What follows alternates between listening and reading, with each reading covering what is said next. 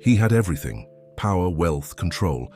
But an unexpected encounter in a hospital would change his life forever. Emily didn't bow to his influence, and that fascinated him.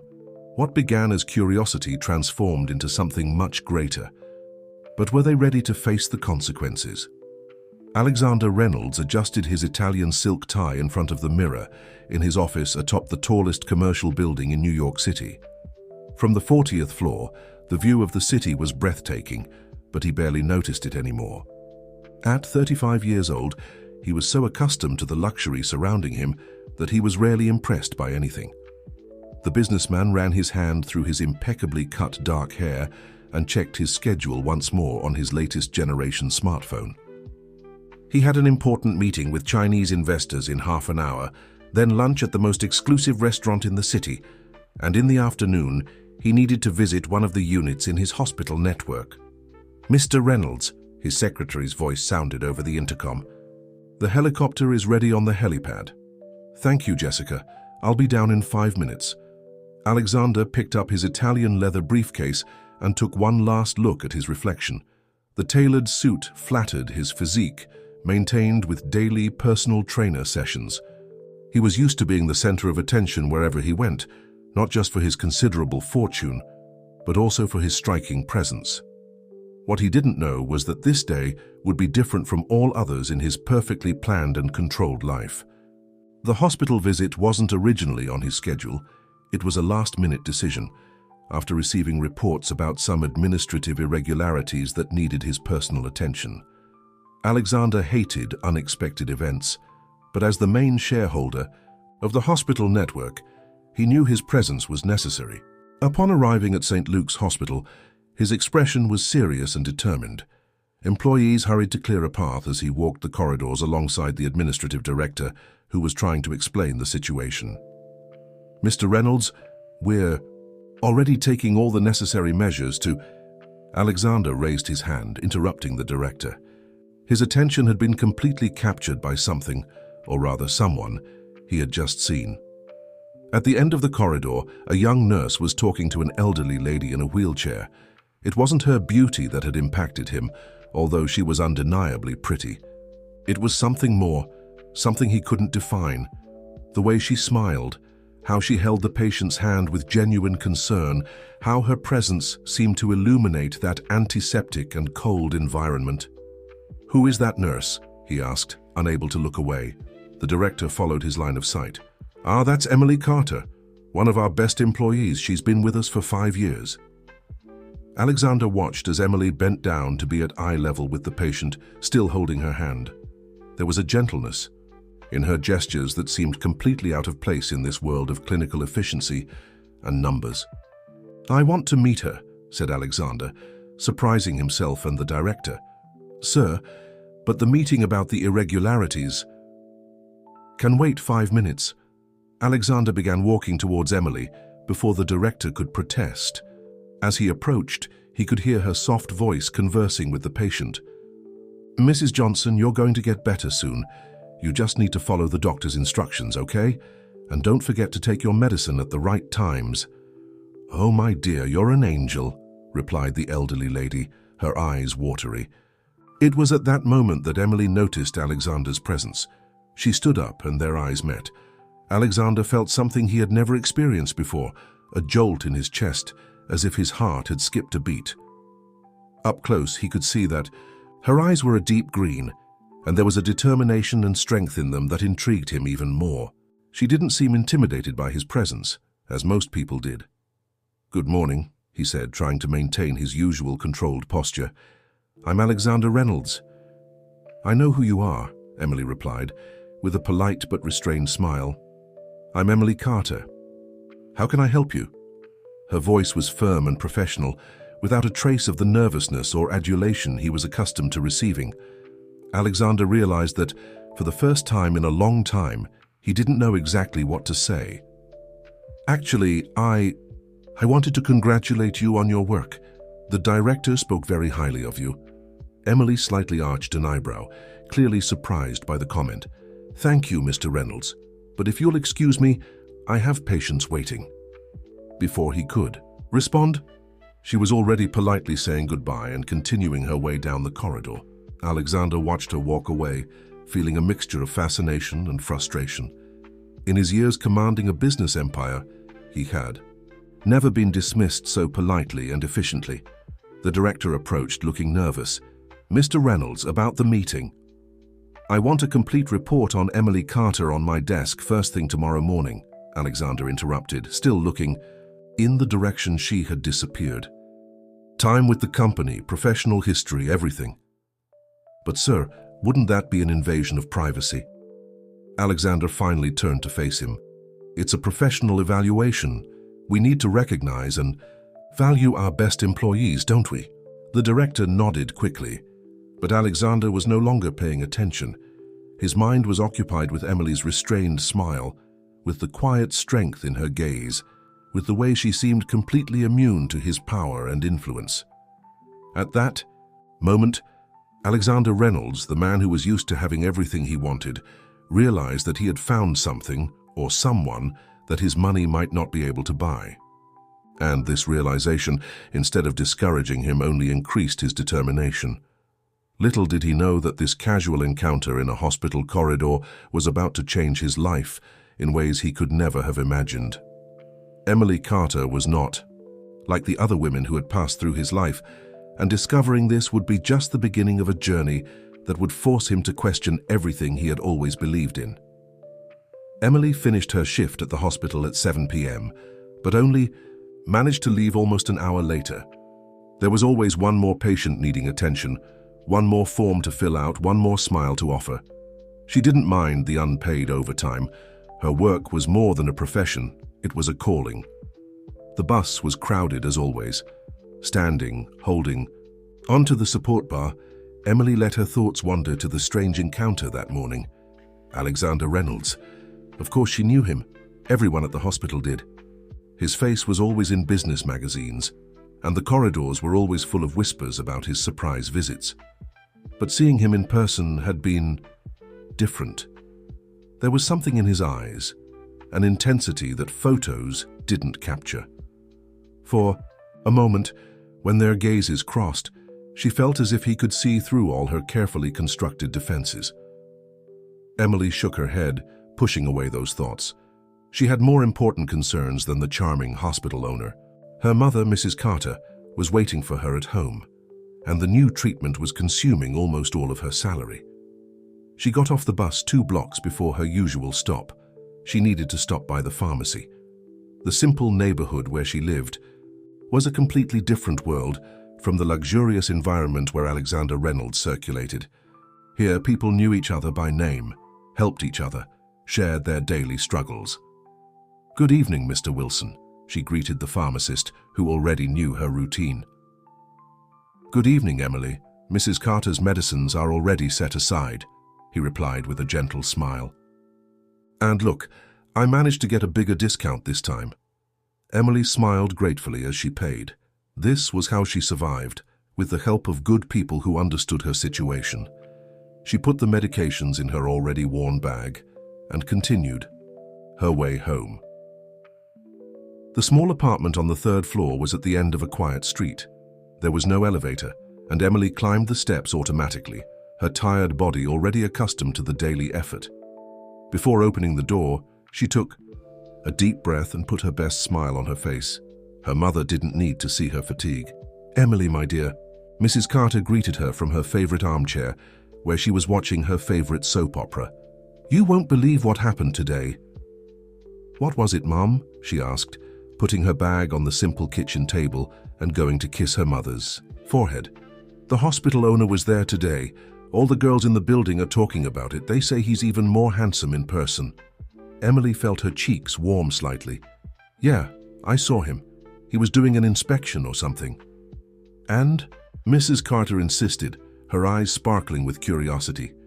"And nothing, Mom. He's just my boss, way above my level," Emily laughed, trying to disguise her discomfort. "Now, let me prepare our dinner."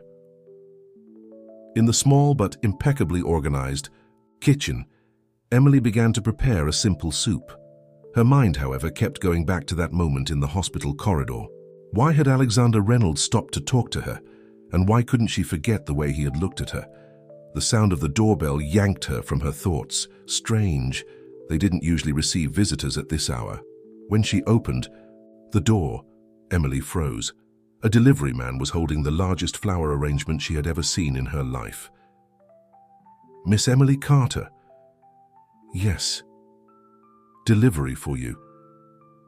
With trembling hands, Emily took the card that accompanied the flowers. The handwriting was elegant and firm. "Your dedication to patience is admirable. I'd like to get to know you better. How about dinner tomorrow? Alexander Reynolds." A phone number completed the card. Emily felt her heart race. How had he gotten her address? Why was he doing this? 1,000 questions crossed her mind as the scent of the flowers invaded the small apartment. "Honey, who was it?" Mrs. Carter's voice sounded from the living room. Emily continued looking at the card, torn between surprise, indignation, and a small, very small, twinge of excitement that she didn't want to admit. "No one, Mom," she replied automatically, hiding the card in her uniform pocket. "They just delivered to the wrong apartment." But as she put the flowers in an improvised vase, actually a large jar since she had nothing appropriate for such a luxurious arrangement, Emily knew that her life was about to get complicated in ways she couldn't imagine. The next day at the hospital, her colleagues talked about nothing else. Alexander Reynolds had cancelled all his appointments and would spend the entire day doing a detailed inspection in all wards. Emily knew exactly what that meant, and her stomach twisted just thinking about it. How could she explain to a man accustomed to having everything that she wasn't interested in being another of his whims? How to make him understand that her world, a world of exhausting shifts, overdue bills, and constant worries about her mother's health, was completely different from his? More importantly, how to ignore that small voice inside her that wondered what it would be like to allow herself, just once, to dream of something different. In the penthouse of his office, Alexander was also restless. For the first time in years, he couldn't concentrate on work. The image of Emily wouldn't leave his mind. The quiet strength in her gaze, the way she treated patients, her complete lack of affectation. She was different from all the women he knew, and that intrigued him deeply. The report about her was on his desk, still unopened. Part of him wanted to know everything about Emily, but another part, a part he didn't recognize in himself, wanted to discover every detail directly from her, wanted to understand what made her so special, so real. What Alexander still didn't know was that his obsession with winning Emily over would lead him to question not just his methods, but his entire way of life, and that this simple nurse, with her quiet dignity and her heart full of compassion, would be the only person capable of showing him that some things in life can't be bought. They need to be earned. The next day dawned cloudy, perfectly reflecting Emily's state of mind. She hadn't slept well, tossing and turning in bed while thinking about the card that was still in her uniform pocket. The flowers, impossible to hide completely, had generated a gentle but insistent interrogation from her mother, which she managed to deflect with half-truths. "They're from a grateful patient," she had lied, feeling the weight of guilt. She never lied to her mother, but how could she explain that the hospital owner, one of the richest men in the country, was apparently interested in her? At the hospital, Emily tried to maintain her normal routine, but it was impossible to ignore the looks and whispers. The news of the flowers had spread like wildfire. Some nurses openly envied her, others showed sincere concern.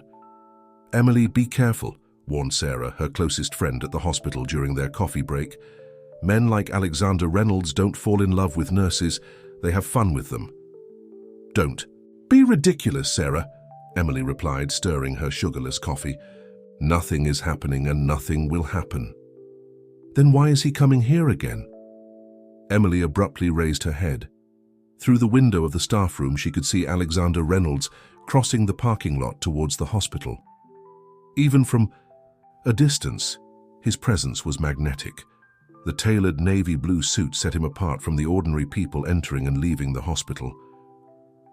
"I need to get back to work," Emily muttered, getting up quickly. She spent the rest of the morning avoiding the main corridors, focusing on her tasks in the less busy wards. But her heart raced every time she heard footsteps approaching every time a door opened. It was during her rounds in the pediatric ward that he finally found her. "Running away from me, Emily?" She turned, trying to maintain her composure.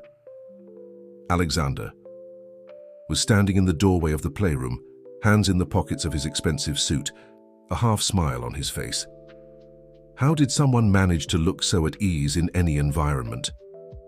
"I'm not running away, Mr. Reynolds, I'm working," she replied, adjusting the chart in her hands like a shield. "Alexander," he corrected, taking a step in her direction, "and you didn't answer my invitation." Emily felt her cheeks warm. "I didn't think I needed to respond. It wouldn't be appropriate." "Why not?" He moved closer, his presence filling the space between them. "Because I'm your boss? Or because I'm rich?" The frankness of the question caught her off guard. Emily raised her chin, meeting his gaze directly. "Both reasons, and a few more." Alexander smiled, a genuine smile that completely transformed his face. "Your honesty is refreshing. It's one of the things that intrigues me about you." "I'm not a puzzle to be solved, Mr. Alexander," she corrected herself. "I'm just a nurse, doing my job." "No, you're much more than that," he took another step towards her, lowering his voice. "You're the first person in a long time who makes me want to prove my worth beyond my money." Emily felt her heart skip a beat. There was an unexpected vulnerability in his voice, something that seemed too sincere to be just a seduction tactic. "I need to get back to work," she muttered, taking a step back. "Have dinner with me," he insisted. "Just one dinner. If after that you still think we shouldn't get to know each other better, I'll respect your decision." Emily hesitated. Part of her wanted to say yes, wanted to find out if there was more to this man beyond the facade of a powerful businessman. But another part, the practical part that had always governed her life, sounded warning alarms. "I have to take care of my mother," she said finally. "She needs me at home." It was Alexander's turn to hesitate, as if he wasn't used to hearing excuses, or perhaps because he realized it wasn't really an excuse. "Your mother. Is she sick?" The concern in his voice seemed genuine, catching Emily off guard again. "Yes," she answered simply, without elaborating. She didn't want his pity nor his help. Alexander ran his hand through his hair, a surprisingly human gesture for someone who always seemed so controlled. "What if I came to your house? We could have dinner there with your mother." Emily stared at him, shocked by the suggestion. Alexander Reynolds, the hospital magnate, wanting to have dinner in her small apartment. "You wouldn't be comfortable," she said, thinking of her tiny living room, the simple furniture, the basic food she could prepare with her tight salary. "Let me be the judge of that." He smiled again, that smile that seemed to light up his eyes. "Tomorrow night?"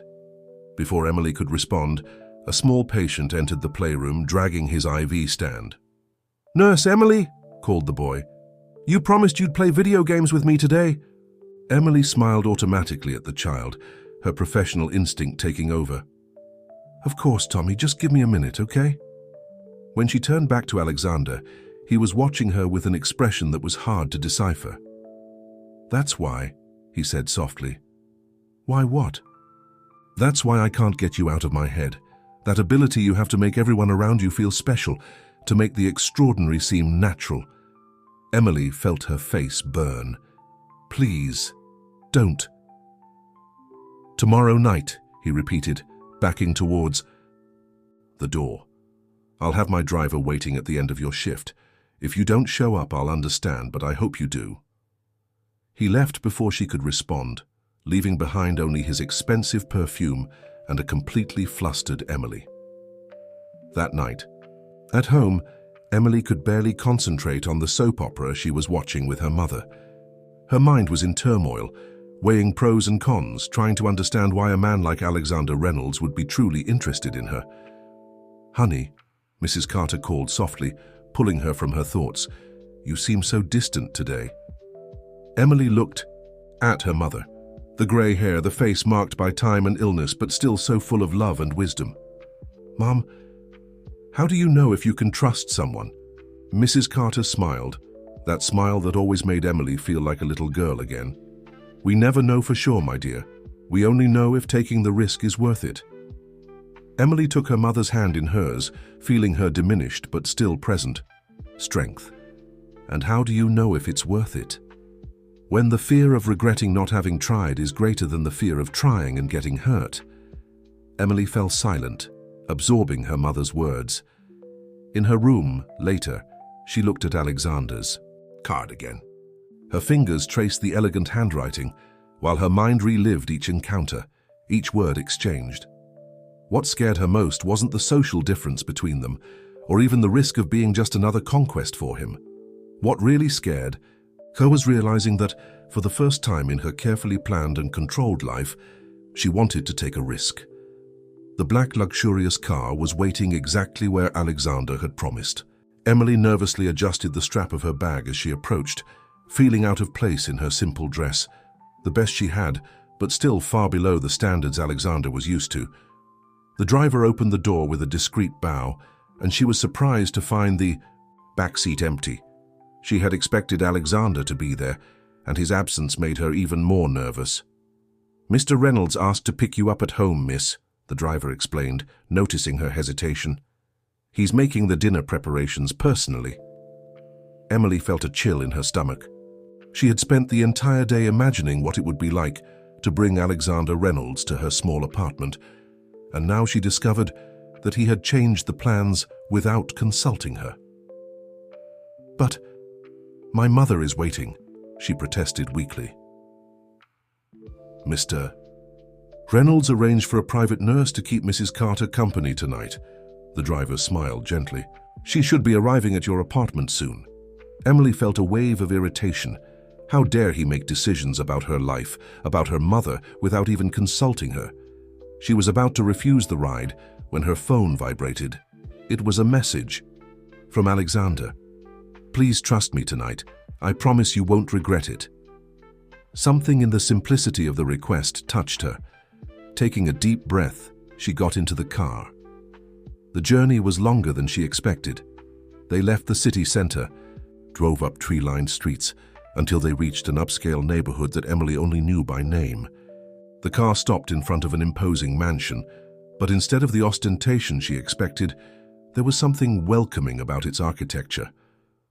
Alexander was waiting at the door without a jacket, the sleeves of his white shirt rolled up to his elbows. He looked different, more relaxed, almost vulnerable. "You came," he said, and there was genuine joy in his voice. "I still haven't decided if it was a good idea," Emily replied, trying to maintain her composure despite her nervousness. "I don't like people making decisions for me." Alexander had the decency to look embarrassed.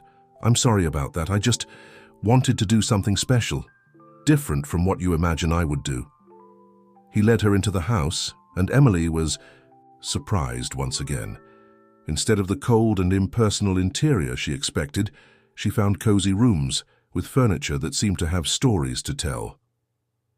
"This was my parents' house," Alexander explained, observing her reaction. "I kept everything as they left it. It's the only place where I feel truly myself." Emily looked at him with different eyes.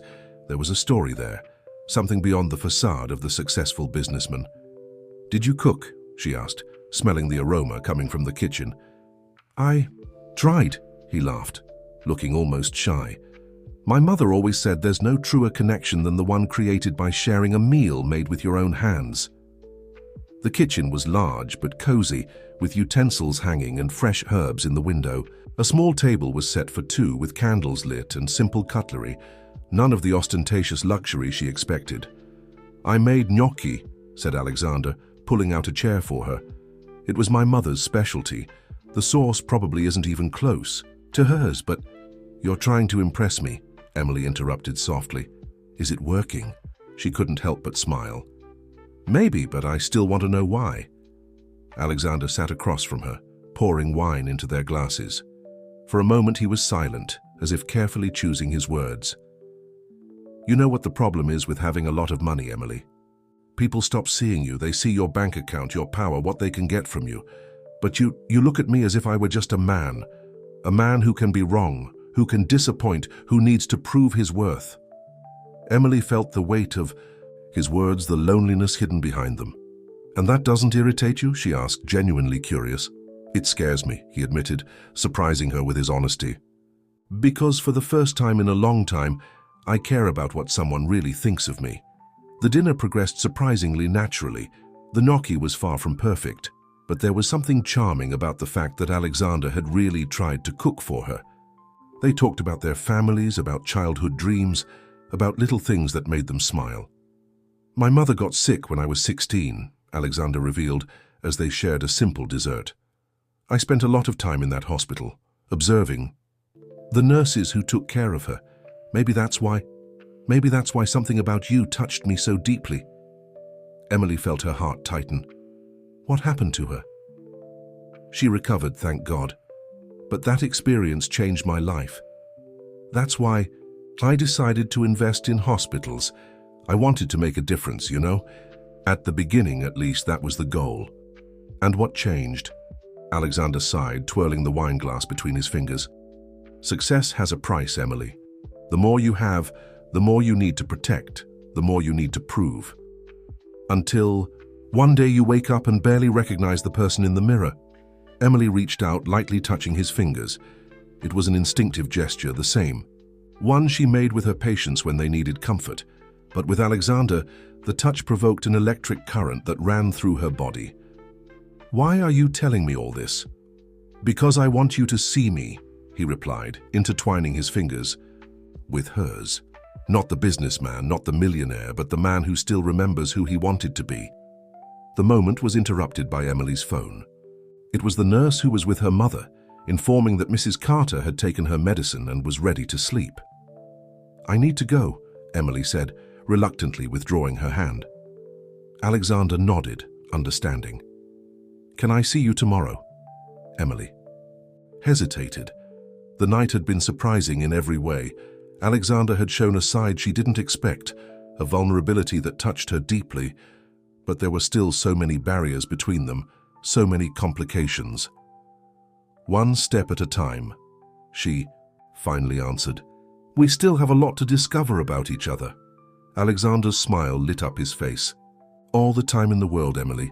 Just don't give up on me yet." On the way back home, Emily reflected on how her life had changed in just a few days. The man she had imagined to be just another arrogant rich guy had revealed himself to be much more complex and interesting than she expected. But along with this discovery came a growing fear, because now for the first time, she caught herself imagining what it would be like to allow herself to love him. And that possibility scared her more than any social difference between them. The news spread through the hospital like a virus. Alexander Reynolds' frequent visits, the exchanged glances in the corridors, the whispers about the dinner, everything fueled a growing wave of gossip and speculation. Emily tried to keep her head high and follow her routine normally, but it was impossible to ignore the changes around her.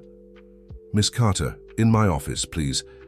The voice of the head nurse, Dr. Rebecca Thompson, sounded colder than usual that morning. Emily followed the supervisor with a heavy heart, already imagining the content of the conversation. The office was small and organized, with diplomas covering the walls, symbols of a career built with great effort. "Sit down," Rebecca indicated the chair in front of her. "Emily, you know I've always admired your work. You're one of our best nurses." "But," Emily completed, feeling the weight of what was to come, "but your involvement with Mr. Reynolds is causing discomfort among the staff. Some nurses have suggested that you're receiving preferential treatment." Emily felt her face burn. "I've never asked for or accepted any kind of privilege." "I know," Rebecca sighed, "but you need to understand how this looks. The hospital owner, interested in an employee, people are questioning your recent promotions, suggesting that maybe—" "I earned every position with my work," Emily interrupted, her voice trembling with indignation. "I know that," Rebecca repeated more softly, "but the appearance of impropriety can be as damaging as impropriety itself. Perhaps you should consider a transfer to another unit." Emily felt as if she had been slapped. Transfer meant being away from her patients, her team, everything she had built over the last few years. "I'll think about it," she murmured, standing up. In the corridor, her hands trembled as she organized patient charts. How had things come to this point? A few dinners, conversations, moments stolen between shifts, and suddenly her professional reputation was at risk. Her phone vibrated with a message from Alexander. "Lunch with me today? I have a surprise for you." Emily looked at the message for a long moment before responding, "I can't. Too much work today." His response was almost immediate. "Did something happen?" "We need to talk, but not here, not now." The rest of the day passed in a blur of mechanical activities. Emily focused on her patients, finding comfort in the familiar routine of care and attention, but her heart was heavy with difficult decisions she would need to make. At the end of her shift, Alexander was waiting for her in the parking lot, leaning against his imported car. "You shouldn't be here," Emily said, reluctantly approaching. "Why not? It's my hospital." "Exactly because of that," she sighed. "Alexander, do you have any idea what people are saying?" He took a step towards her, concern evident on his face. "Since when do you care what they say?" "Since they started questioning my professional competence," she exploded. "Since they suggested that my promotions were because of us." Alexander paled. "Who said that? Give me names, I'll—" "No," Emily interrupted him. "That's exactly what I don't want. You can't just use your power to solve everything. That would only prove they're right." A heavy silence fell between them. In the sky, dark clouds announced an approaching storm. "Come with me," Alexander asked softly. "Let me show you something." Emily hesitated but ended up getting into the car. They traveled in silence through the city streets until they reached a neighborhood she didn't know. Alexander stopped in front of a fenced lot where construction machines were working. "What is this?" Emily asked, confused. "My next project," he replied, a special gleam in his eyes. "A community clinic, free care for underprivileged families, focusing on long-term treatments." Emily looked at him, surprised. "Why?" "Because, have you?" Alexander admitted. "Our conversations about your patients, about how many abandon treatments because they can't afford to continue, it made me remember why I started all this." He took her hand, intertwining their fingers. "Emily, you're not just someone I want to impress. You make me want to be a better person. You make me remember purposes I had forgotten." Emily felt tears forming in her eyes. "Alexander, You don't need to say anything now," he gently interrupted her. "I just wanted you to know that what we have, it's not a whim, it's not an adventure. It's something that's changing my life in ways you can't imagine." A thunder rumbled in the distance, and the first raindrops began to fall. "People will always talk," Alexander continued. "They'll always try to diminish what we've built, question our motives. The question is, are we going to let them decide our story?" Emily looked at their joined hands, thinking about how something so simple could be so complicated. She thought about her mother, who always said that true love never comes without challenges. She thought about her patients, who taught her so that life is too short to let fear dictate our choices. "No," she finally answered, "we're not going to let them." Alexander smiled, that smile that made her heart race. "Then help me," he asked. "Help me make this project work. Help me remember every day why I chose this path." The rain was increasing outside, but inside the car, in that moment suspended in time, Emily felt a certainty grow in her chest. It wouldn't be easy. There would be more whispers, more looks, more challenges. But for the first time, she allowed herself to believe that maybe, just maybe, some love stories were worth all the risks. "On one condition," she said, squeezing his hand. "Promise that you'll never try to solve my problems with your power or money. Promise that you'll respect me as a professional, regardless of what happens between us." "I promise," he responded without hesitation. "And you? What do you promise?" Emily smiled, feeling a lightness she hadn't experienced in days. "I promise to remind you of that promise whenever you try to break it." Alexander's laughter filled the car, mixing with the sound of the rain. It was a perfect moment in its imperfection, a promise that perhaps modern fairy tales didn't need castles or traditional princes, just two people willing to build something true, even if the whole world doubted. The headline of the country's most important business magazine proclaimed, "Alexander Reynolds, the hospital magnate, announces revolutionary social project." The photo showed Alexander in an impeccable suit, smiling next to the model of the future community clinic. What the report didn't show was Emily, sitting in the front row of the launch event, her heart overflowing with pride and apprehension. "It's an ambitious project," commented Robert Harrison, the hospital group's main shareholder and Alexander's mentor for years. "Perhaps too ambitious for the current moment." Alexander maintained a diplomatic smile, but Emily noticed the tension in his shoulders. They were at the reception after the launch event, surrounded by investors, journalists, and important figures from the business world. "It's the perfect moment, Robert," Alexander replied, his voice firm. "Our network has never been stronger. It's time to give back to the community." "Giving back is noble." Robert took a sip from his champagne flute. "But your shareholders are concerned. First this project that will consume millions, now the rumors about your involvement with an employee. They're starting to question if you're losing focus." Emily, who was close enough to hear the conversation, felt her face burn. She pretended to be absorbed in her sparkling water, but each word hit her like an arrow. "My personal life is not up for discussion," Alexander responded, his voice low but full of authority. "Everything is up for discussion when it comes to a billion-dollar empire, my boy," Robert smiled, but his eyes remained cold. "You've built something extraordinary. It would be a shame to see it all compromised by emotional decisions." Before Alexander could respond, Emily discreetly moved away.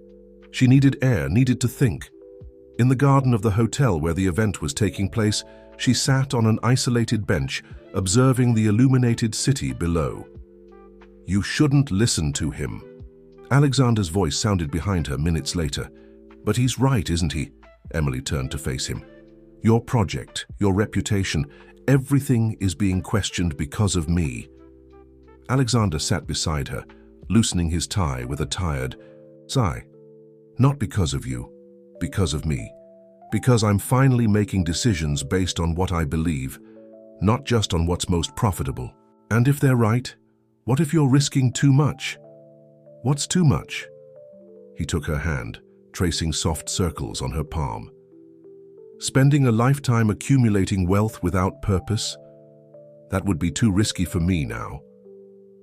Emily studied his face, noticing the small lines of worry he was trying to hide. "You've changed so much." "You changed me," he corrected. "You made me see that success isn't measured just by numbers in a bank account." The moment was interrupted by Emily's cell phone. It was a message from the nurse taking care of Mrs. Carter. Her mother had a high fever and needed to go to the hospital. "I need to go." Emily stood up hurriedly. "I'll go with you." "No," she stopped him. "You have important investors to impress. You can't just leave in the middle of the event." "Emily," Alexander gently held her arm, "your mother is more important than any investor." The journey to the hospital was tense. Emily tried to stay calm, but her hands trembled as she typed messages to the nurse asking for updates. Alexander, beside her in the back seat of the car, respected her silence while giving orders over the phone for her mother to receive the best possible care. At the hospital, they were greeted by Dr. Michael Stevens, one of the most experienced doctors on the team. Emily noticed the surprised looks from the staff as they saw Alexander Reynolds still in formal attire, accompanying a simple nurse in the emergency room. "Mrs. Carter is stable," the doctor informed. "It seems to be an infection, but we'll need to do more tests to confirm. I recommend admission for observation." "Do all necessary tests," Alexander instructed. "Cost is not an issue." "Alexander," Emily began to protest. "No," he gently interrupted her. "I remember our promise. I'm not using my influence for you, I'm using it for your mother, and that's non-negotiable." Emily felt tears forming in her eyes. There he was, the most powerful man she knew, standing in a hospital corridor at 2 in the morning, still in a tuxedo, concerned not with his fortune or his reputation, but with the well-being of a simple nurse's mother. "Why do you do all this?" she asked, her voice almost a whisper. Alexander pulled her close, ignoring the curious looks around them. "Because I love you," he answered simply. And loving means sharing not just the moments of champagne and flashes, but especially the moments of fear and uncertainty. Emily buried her face in his chest, allowing herself for the first time to be truly vulnerable with him. The expensive perfume of his shirt mixed with the antiseptic smell of the hospital, creating a strange but comforting combination. "I love you too," she murmured against the fine fabric, "and that scares me more than anything else." Alexander kissed the top of her head, and at that moment, in the middle of a hospital corridor, surrounded by curious glances and whispers, they were just a man and a woman, united by the simplest and most complex of feelings. Hours later, when Mrs. Carter was finally sleeping, medicated and stable, Emily found Alexander dozing uncomfortably in a chair next to the bed. His tuxedo was wrinkled, the tie long abandoned, his usually impeccable hair completely disheveled. She took out her phone and saw dozens of unanswered messages from investors, the press, shareholders. The event that should have been his moment of triumph had been completely forgotten because of her. "Stop," Alexander's sleepy voice surprised her. "I can hear you blaming yourself from here. You left everyone waiting. The project will happen." He straightened up in the chair, running his hand over his face. "And if any investor doesn't understand that family comes first, they're not the kind of person I want to do business with." Emily approached, adjusting a lock of hair that fell over his eyes. "How do you manage to make it seem so simple?" "Because it is simple." He held her hand. "All those people at the event, all the numbers and contracts, and they're important. But this," he squeezed her hand, "this is real. This is what matters." At that moment, observing the man everyone called a magnate sleeping uncomfortably in a hospital chair out of love for her, Emily finally understood. True luxury wasn't in imported cars or expensive suits. It was in the ability to be true to oneself, to choose what really matters, even when the whole world says you're wrong. The following weeks were a whirlwind. The story of the romance between the powerful businessman and the dedicated nurse leaked to the press, and suddenly, Emily's quiet life was turned upside down. Photographers waited for her at the hospital exit. Reporters called constantly, and her social media was invaded by messages from strangers, some supportive, others not so much. Gold digger, opportunist, fortune hunter. The malicious comments multiplied on social networks and gossip sites. Emily tried not to read them, but it was impossible to ignore completely. On a particularly difficult morning, Emily found a gossip magazine in the hospital staff room. On the cover, a photo of her leaving the supermarket. The calculated simplicity of Alexander Reynolds' new girlfriend, the behind the scenes of a gold-digging scheme. "Don't read that." Sarah, her nurse friend, tried to take the magazine from her hands, but Emily had already opened it to the article. The text suggested that she had planned everything, using her position at the hospital to seduce Alexander. It cited close sources who claimed that she had refused the first marriage proposal as part of a strategy to appear disinterested. "Marriage proposal?" Emily muttered, confused. "What marriage proposal?" "It's all lies," Sarah hugged her. "You know that." But the damage was already done. The seed of doubt had been planted. How did the press know about a supposed marriage proposal that never happened? Who was feeding these stories? At the end of her shift, Emily found Alexander waiting in his car in the employee parking lot, as had become customary. But today she hesitated before getting in. "Did you see the magazine?" she asked as soon as she sat down. Alexander sighed heavily. "I saw. I've already contacted my lawyers to sue for defamation." "I don't want lawsuits." Emily turned to face him. "I want to know where this marriage proposal story came from." A heavy silence settled in the car. Alexander adjusted his tie knot, a gesture that Emily had already learned to recognize as a sign of nervousness. "Alexander?" "I was going to ask," he finally admitted. "At the clinic launch event, I had everything planned. The ring, the moment, everything. But then your mother got sick and..." Emily felt the air escape from her lungs. You were going to ask me to marry you, in public. I thought it would be romantic, he tried to explain, to show everyone how important you are to...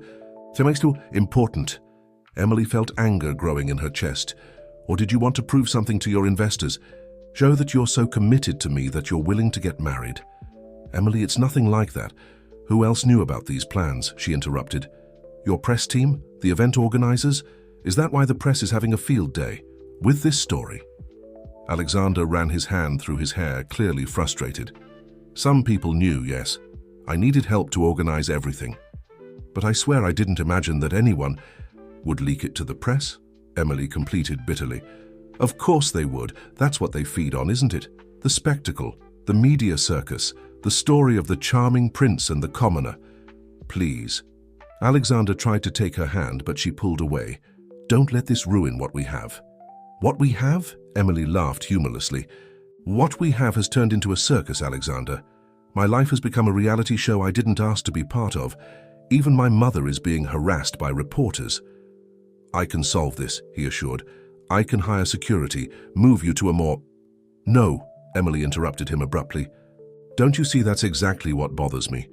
Your solution for everything is to use your power and money, but some things can't be bought or controlled, Alexander.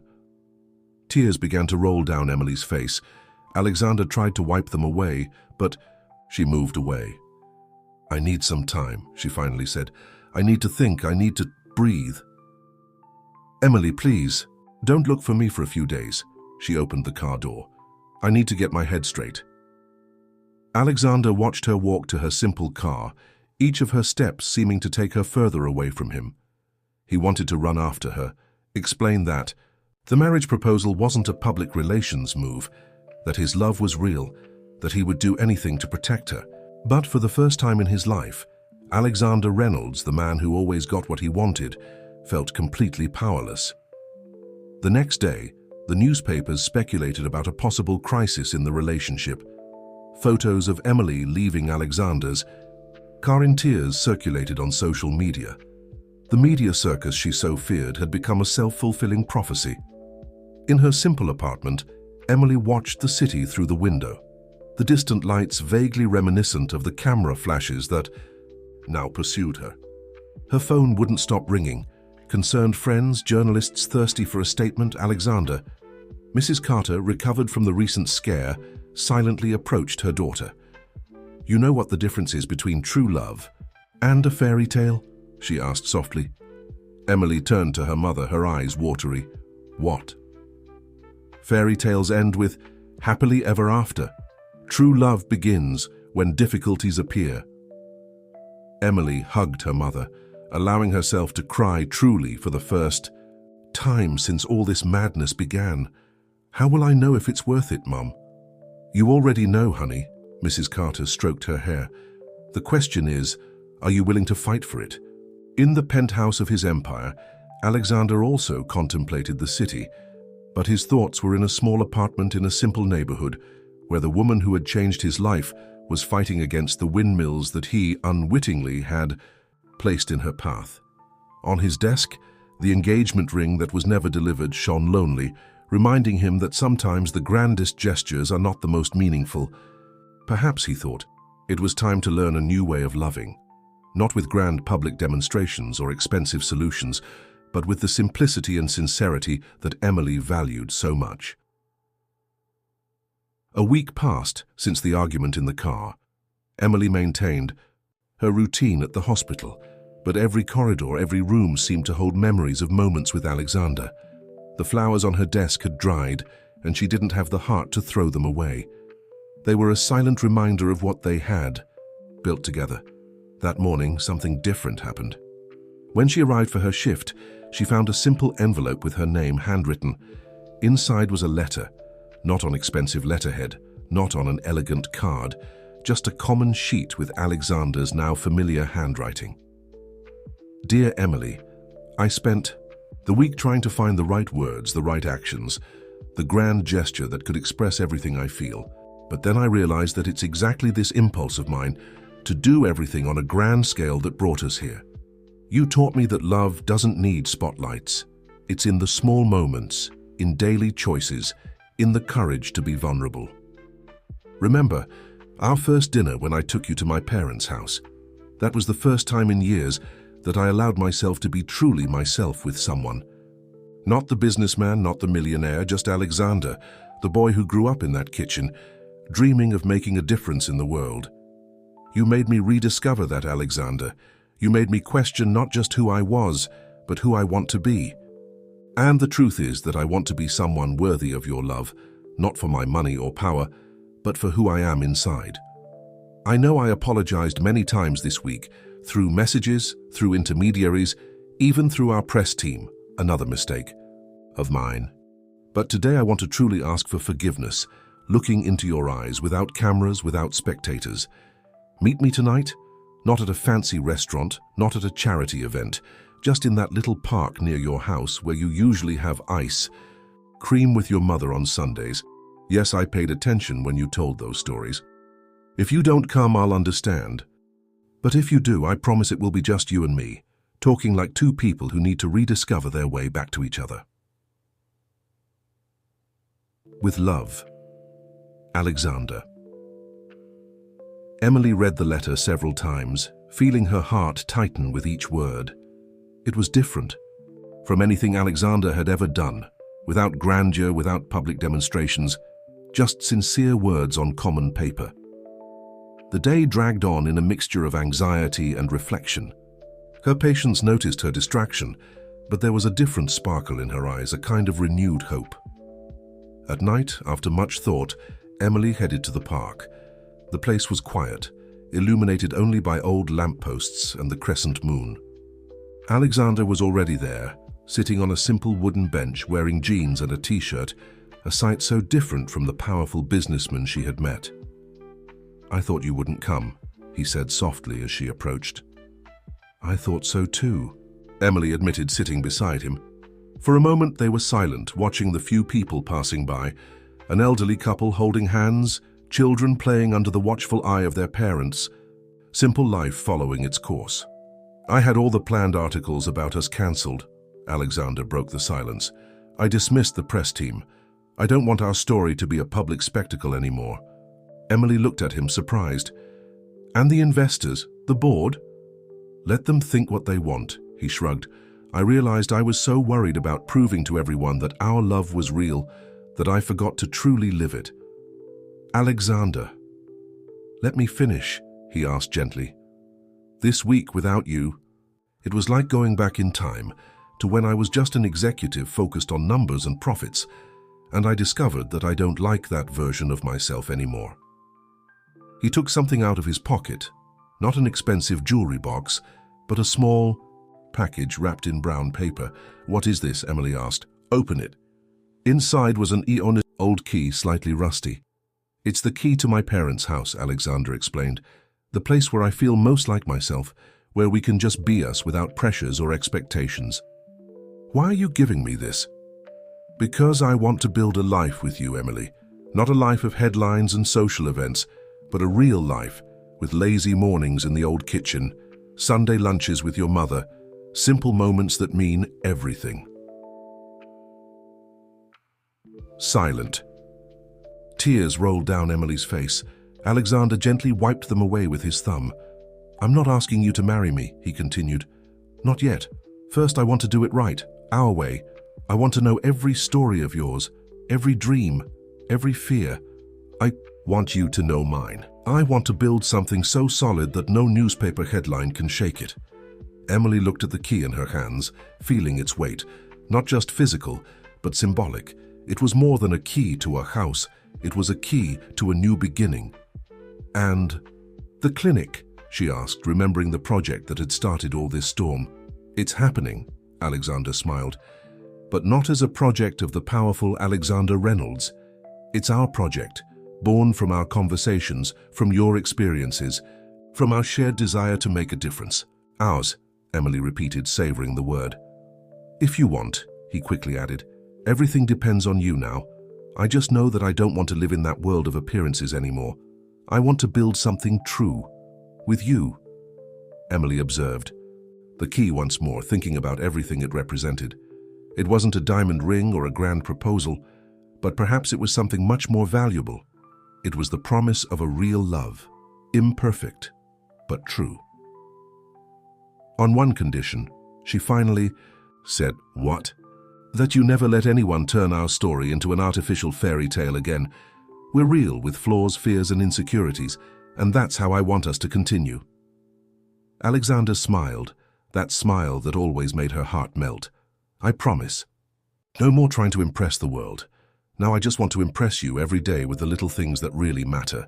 That night, sitting on a common park bench under the soft moonlight, Emily and Alexander began to rewrite their story. Not as the media wanted to tell it, not as investors expected, but in their own way. Simple, true, and deeply real. Alexander's parents' house came alive again on weekends. The aroma of fresh coffee and homemade bread filled the kitchen on Sunday mornings, while Emily and Mrs. Carter took turns at the stove, preparing old family recipes. Alexander watched enchanted as that space, once just a guardian of memories, became a home again. "My mother loved to make gnocchi on Sundays," he commented one of those mornings while helping Emily mash potatoes. His clumsy hands with domestic tasks made everyone laugh. "And now you're here trying not to completely destroy her recipe," Emily teased, adjusting the flour he had spilled on his own shirt. "Hey, I'm improving," Alexander protested, stealing a quick kiss. At least this time the dough didn't get stuck to the ceiling. Mrs. Carter, comfortably settled in her favorite chair in the kitchen, observed the scene with misty eyes. Seeing her daughter so happy, so at peace, was all she had ever dreamed of. The community clinic was also progressing, but in a different way now. Instead of big events and press conferences, Alexander and Emily focused on what really mattered: the quality of care, staff training, the real impact on the community. Dr. Johnson agreed to coordinate the pediatrics department, Emily commented, excitedly during one of their simple lunches at the hospital. "He gave up $1 million offer in Chicago to stay with us." "Why?" Alexander asked, genuinely curious. "Because he believes in the project. Not in the marketing, not in the numbers, but in the real purpose of making a difference." Alexander smiled, realizing how his own vision of success had changed. Before, he would have been concerned about the financial impact of hiring such a sought-after doctor. Now he understood that some things were worth more than money. The gossip and speculation in the media gradually diminished. Without big events or bombastic statements to fuel headlines, journalists lost interest.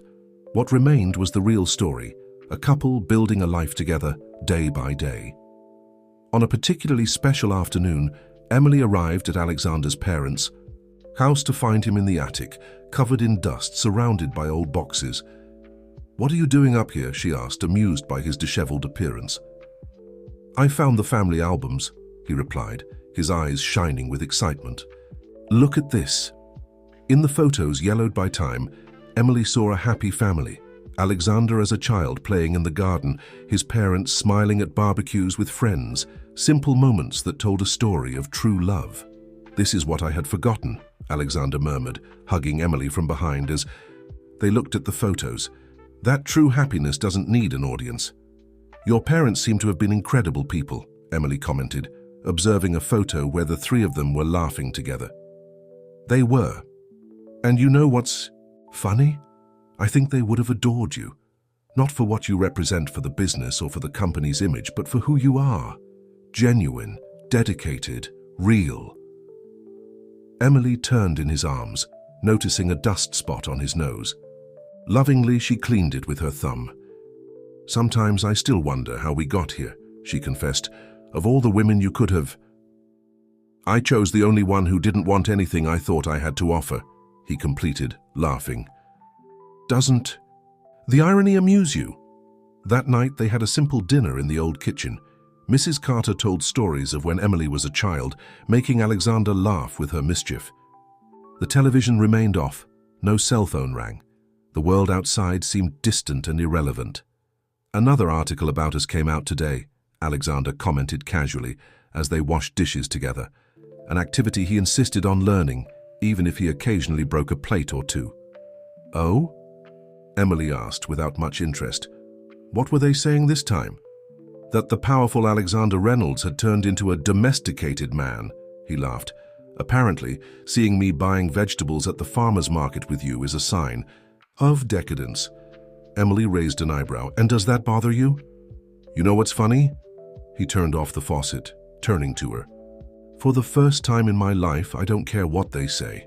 Because that Alexander Reynolds, the one from the newspapers and magazines, was never really me. He was a character I created, that I played for so long, I almost forgot who I really was. And who are you really? Emily asked softly, even though she already knew the answer. I'm the man who still breaks plates trying to help in the kitchen, he smiled, pulling her close. The one who prefers family Sundays to social events. The one who discovered that true love doesn't need advertising or public approval. I like this Alexander better, Emily whispered against his chest. Me too. He kissed the top of her head. And you know what's best? He doesn't need to prove anything to anyone. He just needs to wake up every day and try to be a little better. For you, for us, for what we're building together. From the other room, they heard Mrs. Carter's laughter, watching her favorite soap opera. The aroma of coffee still lingered in the air, mixed with the smell of soap from the freshly washed dishes. It was a common moment, ordinary even, but for them it was extraordinary in its simplicity, in its truth, in its love without disguises or pretensions. I think I finally understood, Alexander murmured, more to himself than to Emily. Understood? What? Why you said no that day. It wasn't about money, status, or power, it was about this. He gestured around, indicating the simple kitchen, the shared moments, the real life they had built. It was about being true, about deserving someone's love, not for what you have, but for who you are. Emily smiled, that smile that still made his heart skip a beat. It took you a while, but you got there. And there, in an old kitchen with hands still damp from the dishes and smiles on their faces, they shared another moment of their story. Not the story the world wanted to tell about them, but the story they chose to live, day after day, small victory after small victory.